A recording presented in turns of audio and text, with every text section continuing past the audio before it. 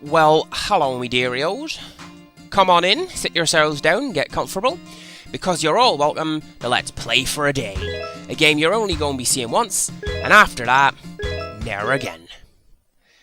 Now I'm running this one, my name's Gentle Ned. CPC Gamer can't be with us today, says he's away doing silly voices on some internet video. Now I can't say I think that's a good idea myself. I think your boyo's going to turn a lot of people off in the first 20 seconds or so, but you know, what do I know, because I was just a silly old farmer who apparently listed his name as Andy at the start of this game because I didn't intend to do a video of this when I started playing it. Oh, and surprise, it was me all along. My narrative is just falling apart like the Ottoman Empire. So hey, hi, how's it going? This is Harvest Moon Back to Nature, a 2001 PlayStation game by Natsume, featuring obscene loading times. I'm your host, CPC Gamer. This is my wife, Potpourri, who is the best waifu. And if you disagree, then you are wrong. Hannah, with your stupid shopkeeper girl. Although, I did marry Nurse Girl the first time through, because Ellie is also cute. This is my dog. His name is Mickey. He is cooler than your dog. And I'm not going to call out my sister on that one, because I would put down actual money that she named her dog the same thing. Anyways, you've joined us on a very important day, because today is the day that most of my crops have grown. So, to start off with, we're going to be very busy gathering those. And yeah, let's just get my horse over here, see if we can do something with that. And while we do, a history lesson! Harvest Moon is one of the very first video games that I bought with my own earned money. I taught maths at summer school one year, and they paid me £50 of Virgin Entertainment vouchers. Very rude for them to categorize me as such, but anyways, with those vouchers, I bought a couple of albums, along with this game, Alundra 2, and Age of Empires 2, The Conqueror's Edition. It was a pretty good year for sequels. And I'm not entirely sure why I bought Harvest Moon, because it is so entirely unlike everything I was into at the time. Like mostly RPGs like Final Fantasy or Jade Cocoon. But I'm so glad I did buy this, because I played the hell out of this game. And so did my sister. In fact, the two of us got really into this game, to the point that we basically wrote the strategy guide. I mean, there's about 80-odd pages, I would say, containing all the recipes we found, what crops grow when and how fast, when everyone's birthday is, where every villager is at any given time of the week. I mean, basically anything you could want to know about this game, we wrote it down. And I'm still using those notes as I come to play this game now. I mean, I'd like to say that it's the same disc that I bought back then too, but sadly it isn't.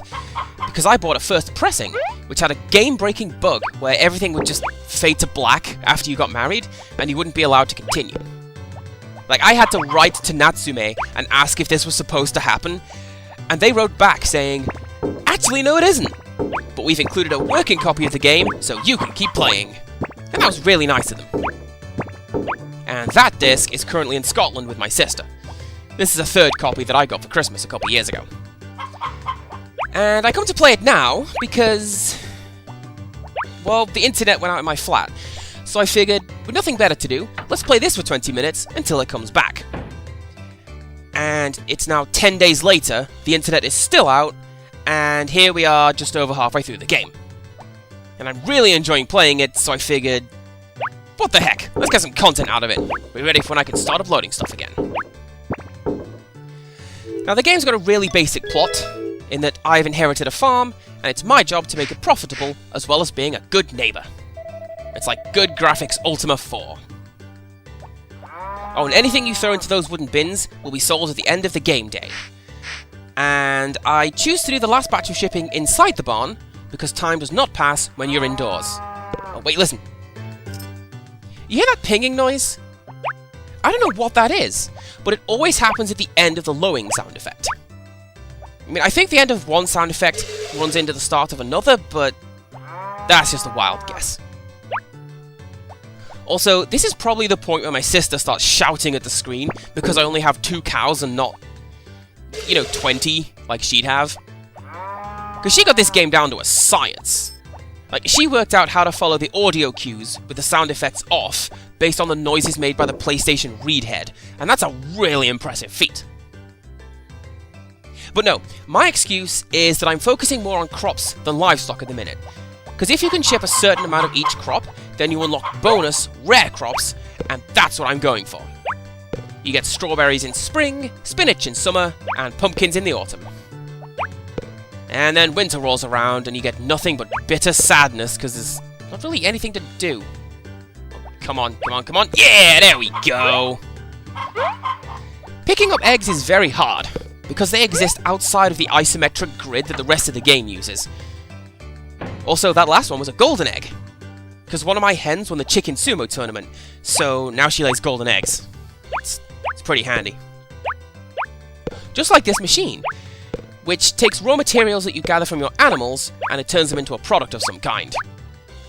So like this one turns eggs into mayonnaise, you've seen the one that turns milk into cheese, and there's a third one that I didn't buy yet that turns wool into yarn. They're all very expensive machines, but entirely worth it.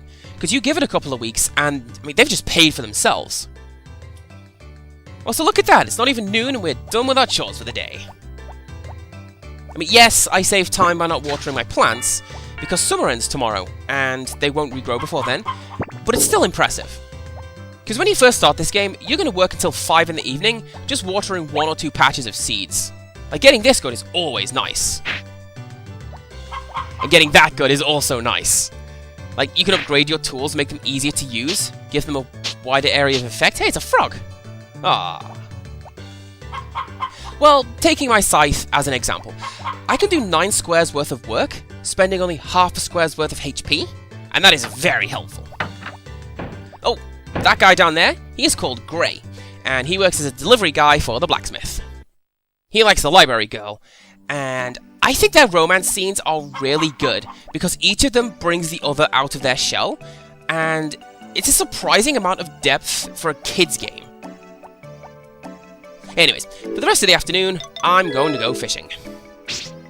Now you can fish in several places, like the ocean, the rivers, the lake, the giant pot of soup at the Harvest Festival, but the best fishing is in the sluice on the ranch. Like, you get a lot of fish and lumber, very little garbage. It's very good. And I sure hope Barley doesn't mind me doing this, because I am always here. And while we wait, let's have a chat about game mechanics, why not? Because I've been talking to my sister a lot since I started playing this, and we've been talking about how we would do it better. And I think the biggest point is that the dating system could be more in-depth than it is. Because the way it works, there are 5 dateable girls in the game, and each one has a value corresponding to how much they like you. It goes up every time you talk to them, give them a gift, remember their birthdays, and so on and so on. And when their value gets high enough, you can marry them. Or one of them, anyways, because anything else will be bigamy. And bigger you. Thank you, you're a great audience. But yeah, that's how it works.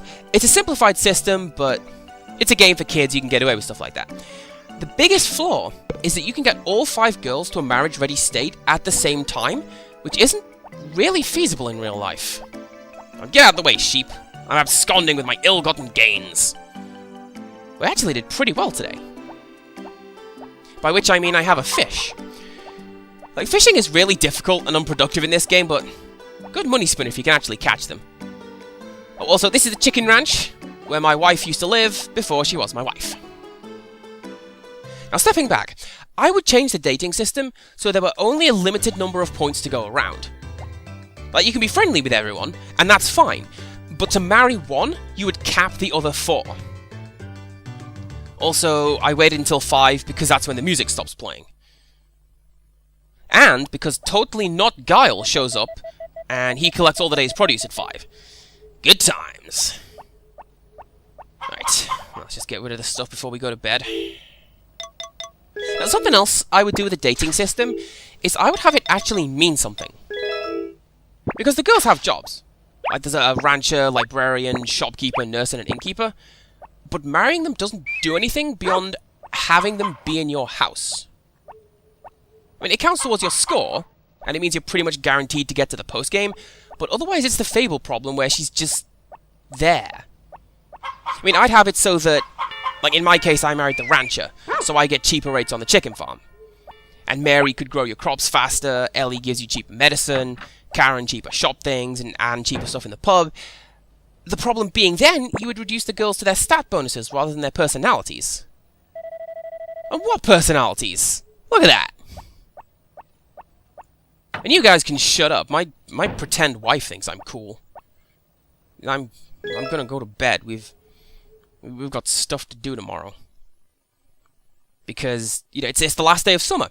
So we have to get the farm ready for planting the autumn crops, which might actually take a bit. Oh, said Macbeth. Well, I'm going to pretend that I don't know what in-game flag that dialogue refers to, and take it at face value, because this gives me an excuse to show off the in-game cooking system! Yeah!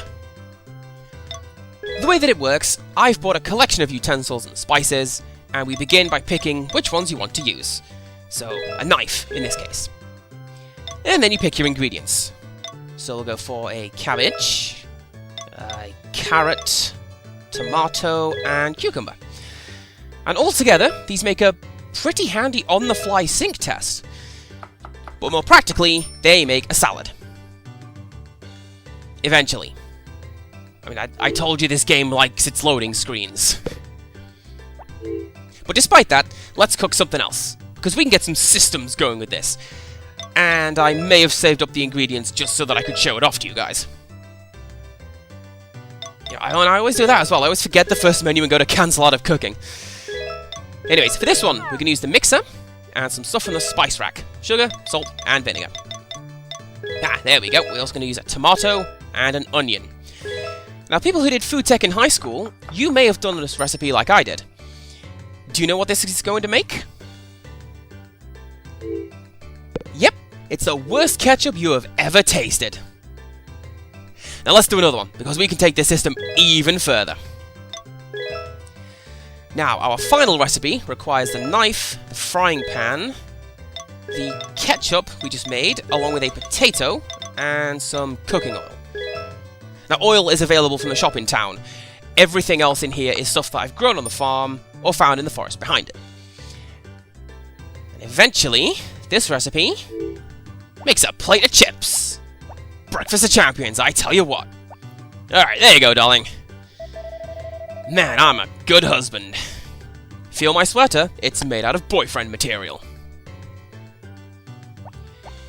Yep. So, it's going to rain tomorrow, which is useful, because it means that all the crops will be watered for us. Although, sadly, it means a little bit more work in packing up the farm tonight. Anyways, on the last day of the season, you're going to want to clear out the field so it's ready for whatever you're going to plant the next day.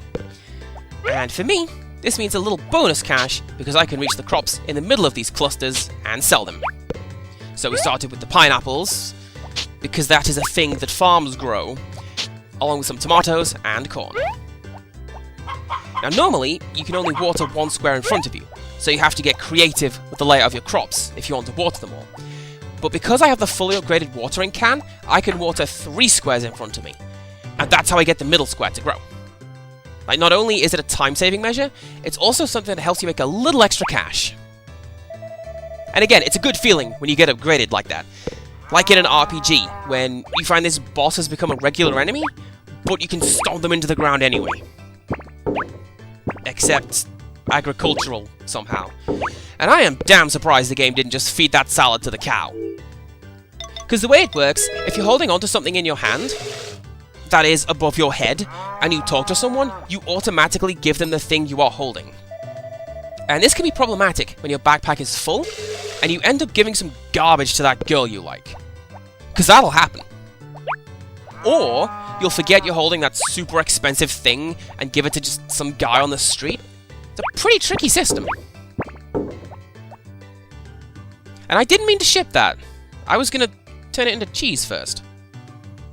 I mean, not to make more money, mind you, because I have more than enough of that at this point. I just really want to keep the numbers even on the total shipping screen.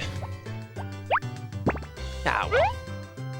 Oh, and speaking of animal produce, I think I found a quirk in the game's programming related to the eggs. Now, you might not notice it, but the game is pausing for a couple of frames every time you pick up an egg, except for the golden egg. Now, what I think is happening here is the eggs are not assigned a quality until you pick them up, at which point they are graded as good, medium, regular, or whatever. And the reason it doesn't do it with the golden egg is because they're a separate entry in the game's item list, and they are always the same quality. Now, admittedly, that is a best guess scenario, based on the fact that Natsume doesn't do a lot of QA work on the Harvest Moon games, and it wouldn't surprise me in the slightest if the programmers did it in a sort of roundabout manner like that. I mean, perhaps most famously of all, in Harvest Moon 64, the game that this game is based on, Natsume spelled their name wrong on the splash and title screens. They spelled it Natusme. And I know that I shouldn't pick on them because they're not the biggest company, and even Capcom did that once, but that is still something that should have been caught in development, I think. Oh yeah, I didn't explain this.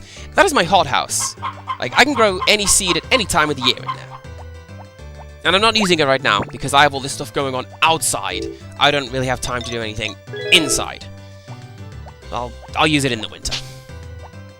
Although with that said, the hothouse has a very high chance of getting destroyed in the summer and winter seasons, at which point you have to get enough wood together and buy yourself another one.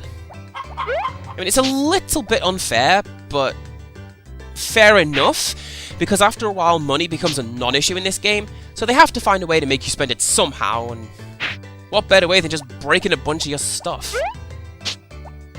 And it makes the game super relatable too, because, oh man, I have stuff!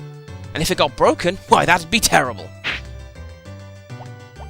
I mean, not that Harvest Moon is overly concerned with being realistic. I mean, I just got rid of a pineapple harvest, and this game also has a kappa, a goddess, a team of elves, so it kinda goes off the rails sometimes, you know? Now, let's get our inventory ready for tomorrow. I mean, I know time stops indoors, and it is precisely for things like this, but I want to be prepared. Although actually, time stopping indoors is also some degree of crash control. Like, if time was allowed to pass, then the AI pathing would just go bananas. And now thrill at the revenge of the return of the exciting inventory management system. Just when you thought it was safe to come back from Minecraft, it's made a return. Yeah, anyways, we can plant those seeds tomorrow, and they will ultimately grow into aubergines, yams, peppers, and carrots. And you know what? This game has gotten me doing algebra to work out what I need to buy and plant to get all the unlockables. Like, I thought that I would never need it, but here I am, 15 years later, using it to pass the time while I wait for the internet to come back. I still didn't need simultaneous equations. By the way, I am standing by my argument that that is a stupid idea. And I think I'm going to keep this going until noon, and then I'm going to do something else. Because realistically, I could cut weeds all day, and I don't want to make things get, boring by doing that. I mean, it's a pretty pointless endeavor anyway, because they just grow back overnight. And then they all die in the winter. So hey, if you didn't want to do any farming, you can also make a little cash by foraging around in the forest, which has a few extra resources every day.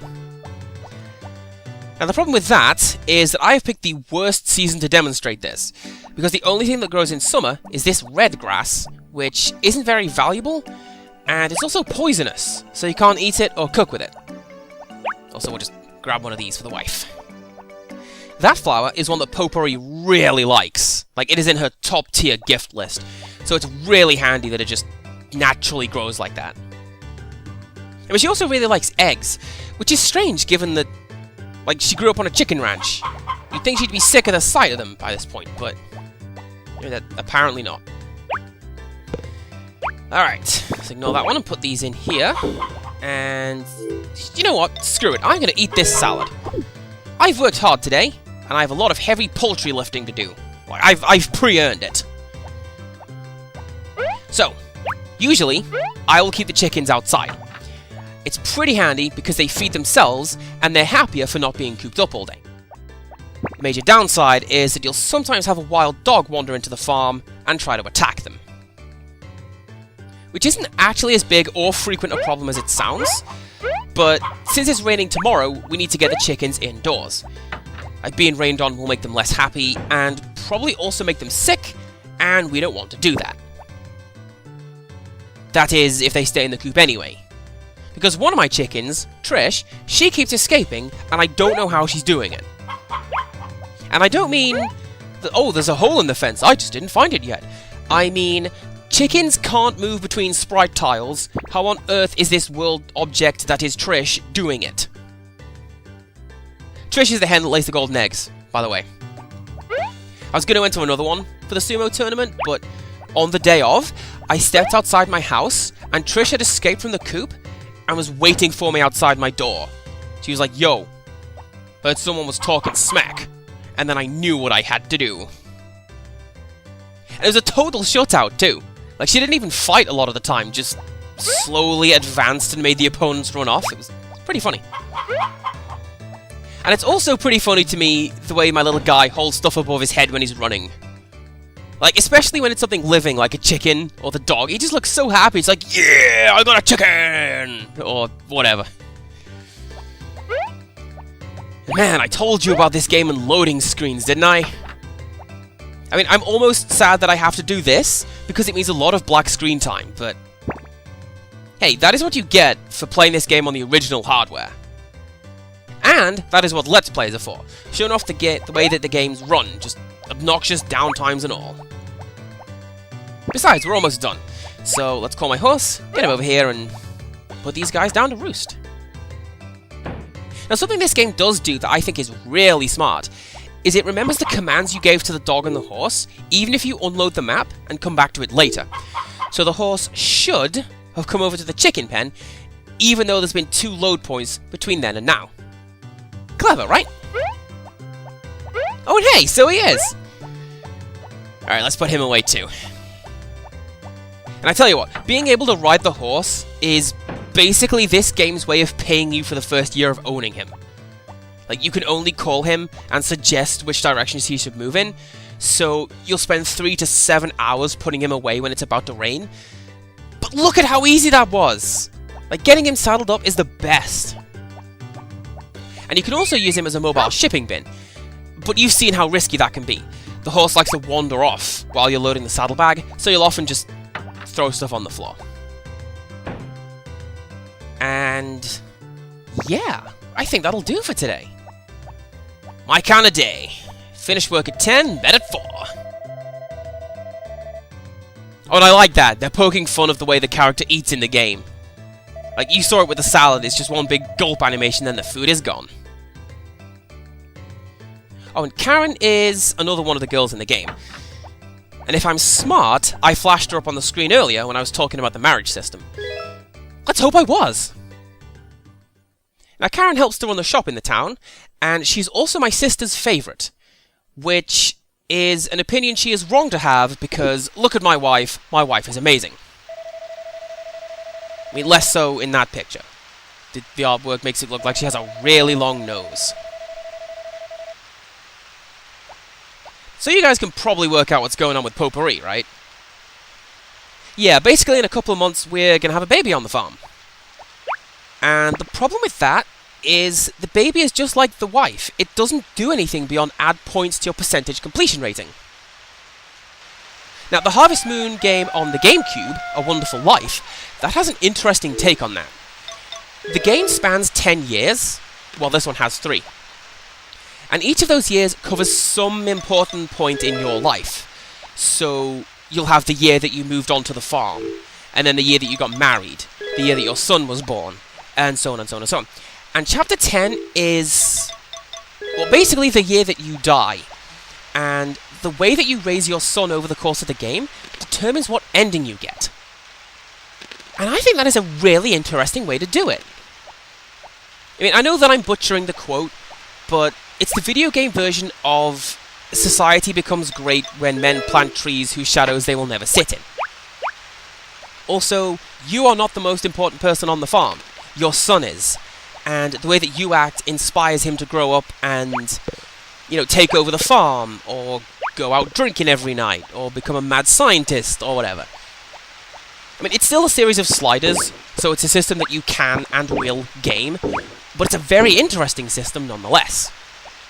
Oh, and the GameCube one can link up with the Game Boy Advance ones, Friends of Mineral Town and more Friends of Mineral Town, and you can buy and sell stuff between the two versions. And I think you can unlock the soundtrack for each game in the other by swapping in-game items? I think there's some cool bonus, but I forget what it is. I mean, I hope it's the soundtrack, because I love the soundtrack to this game. It's like the Spider Forest in Jade Cocoon. The music just stuck in my head, and even though I hadn't heard it for a very long time, I was immediately familiar with it when I began playing. Although with that said, embarrassing confession time, when I first got this game, I very often muted the game and listened to Barry White instead. Don't know why, but I did. Like, Love's theme? That is brilliant. And they used that as the theme to the Winter Olympics once, and... again, no idea why, but it fit. Oh, yeah, and when my guy holds a tool up like that, that's me using the quick select button. I mean, ironically, it's slower than opening the menu and selecting the tool manually, because the game pauses when you open a menu, but not when you're quick selecting. Weird. Anyways, yeah, my sister and I have each played some of the other Harvest Moon games, but nothing has hit home as much as this one. Like, my sister played A Wonderful Life, I believe to completion, and then went, and then took my PlayStation up to Scotland along with my original copy of this game.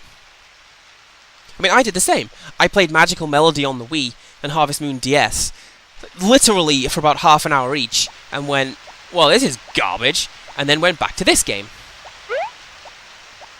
Oh, and how about that? The rain didn't rot any of my chicken pen. Nice. I think the appeal behind this game is the fact that this one isn't very technically advanced. You just turn the game on, turn your brain off, and you just look up to find that it's the following day and you have a million chickens. And I'm not going to process these eggs. You've seen enough of that for one video. Don't worry though, I'll make up the numbers to a square number on my own time like an obsessive-compulsive weirdo. Right, time to feed the chickens. You can buy chicken feed from Potpourri's mum, Lilia, or you can grow corn and process it on the farm to make your own, if you have some kind of pathological hatred of money. Oh, and look at that! First time! The hitboxes on the second set of grain silos is slightly askew, so you mostly just end up throwing food on the floor, and then reloading the game so you can try again. Whatever, let's go foraging now. Because autumn is the best time for foraging. There is so much stuff that you can go and grab. Like this mushroom. And over here, this green grass. Is there anything up here? No, that's just spring. Okay. So autumn is generous because nothing grows in the winter. So if you don't have much money coming into it, you are gonna have a bad time. I mean, especially if you have animals and you can't afford to feed them. Because if you don't feed them, then they don't lay eggs or make milk, and then they get sick and die, and it's probably best not to think about it. It's best to stock up on money. And this bad boy up here is a fantastic way of doing that. This is a truffle that, on its own, is worth 500 gold. And that's worth as much as the most valuable and time-consuming crops, and you get one you just get one every day. It's pretty great like that. And I think that's about all I have time for today, since the rain did the majority of my work for me. Because if you do too much work in the rain, then you'll get sick, and you either end up losing a couple of hours in bed, or a couple of days in the hospital. But you know what? I can afford to do a little bit. Because you may have noticed that, in my inventory, I have this here golden axe. Yeah, it's not just a pretty good Mega Drive brawler. This bad boy will allow me to split tree stumps like it's no big thing. And it isn't. Because I'm a man. Such a man. I'm a real man's man. Do yourselves a favor. After this video, go and look up the William Regal Real Man's Man entrance theme. It is glorious. Anyways, now I think we are about done for the day. So let's turn in and call it a video. Because, oh holy crap, I've been talking for half an hour. You see what I mean? You lose track when you're playing this game. You just turn it on and drop out. Oh yeah, before I go, here's how I'm doing. 54% is my overall score, based on how many animals I have, how much my wife, dog, and horse like me, how many recipes I have. That's your little 45p thing. The little grey thing at the bottom is a catfish. I fished up one of those from the secret mine last winter, and it's basically what this game counts as achievements. This is how much I've shipped of each crop. It's looking quite impressive, I like to think. And these are my chickens. They are named after my IRC crew because I miss them so. And yes, that's the same Bod and Trish from Jade Cocoon. They're pretty cool. These are my cows. I named them after some of my amiibos, because I'm really bad at naming stuff. And these are the elves that you can hire to help you. I never did. My sister did, though. Like I say, she had some systems going playing this game. It was crazy to watch. Also, I live on Tagayasu Farm, which is a testament to just how inventive I am. I mean, along the same lines, I also live in Machi Town in Animal Crossing. You know, just to see how many bilingual nuts there are out there who get that joke. So yes, indeed, this was Harvest Moon, back to nature. Join us next time for something else. And until next time... This is not my beautiful house! This is not my beautiful wife! How did I get here? How did I get here?